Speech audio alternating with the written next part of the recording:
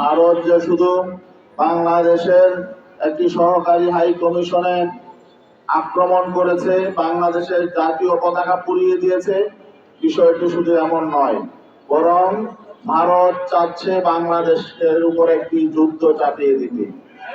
ভারত চাচ্ছে বাংলাদেশে একটি সাম্প্রদায়িক দাঙ্গা তৈরি করতে। আজকে কথা ভারতের এই সমস্ত আচরণে প্রমাণ হয়ে গেছে বিগত 15 বছর বাংলাদেশ ভারতের কথায় চলেছে। বিগত 15 বছরে ভারত বাংলাদেশকে নিয়ে যা খুশি তাই করতে পেরেছে। এই জুলাই বিপ্লব, আগস্টের 5 তারিখ অভ্যুত্থানের মধ্য দিয়ে বাংলাদেশ ভারতের হাত ছাড়া হয়ে গেছে। বাংলাদেশের মানুষ হাসিনা ভারতে পালিয়ে যাওয়াতে বাংলাদেশের মানুষ খুশি, কিন্তু হাসিনার পরাজয়, বাংলাদেশের ফ্যাসিবাদীদের পরাজয়, এটা ভারত মেনে নিতে পারছে না। ভারতের কেন এত চলে, কারণটা কি? আজকে ভারত শুধুমাত্র এই আগরতলায় সেই সরকারি হাই কমিশনে তারা আক্রমণ করেছে, পতাকা জ্বালিয়েছে, তাই নয়। কলকাতা হাই কমিশনে, আমাদের সরকারি হাই কমিশনেও তারা আক্রমণের জন্য গিয়েছিল। দিল্লি হাই কমিশনে তারা ঘেরাও করেছিল, এবং ভারতের প্রত্যেকটা মিডিয়া প্রতিদিন উস্কানি দিয়ে যাচ্ছে, এবং তারা কম্পেয়ার করছে যুদ্ধ লাগলে কার সমরাস্ত্র কত আছে, কার সৈন্য কত আছে, এই সমস্ত বিষয়।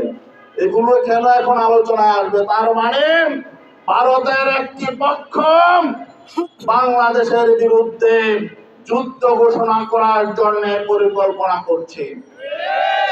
আমরা পরিষ্কার বলতে চাই, বাংলাদেশ ভারতের কোন অপরাধীদেরকে জায়গা দেয় না, কিন্তু আজকে বাংলাদেশের সবচেয়ে বড় অপরাধী জালিম শেখ হাসিনাকে ভারত আশ্রয় দিয়েছে।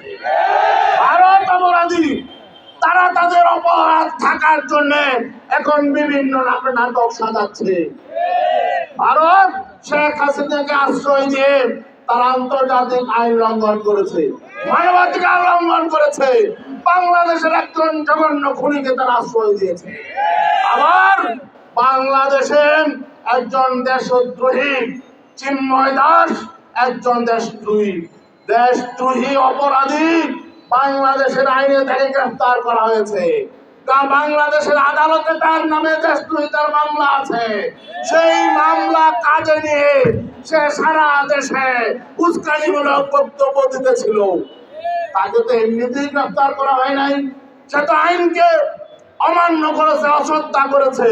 তার মানে বাংলাদেশের আইন আদালতকে তোয়াক্কা করে নাই, মানে সে জানে তার পেছনে ভারত আছে, এজন্যই সে বাংলাদেশের আইনকে তোয়াক্কা করে নাই।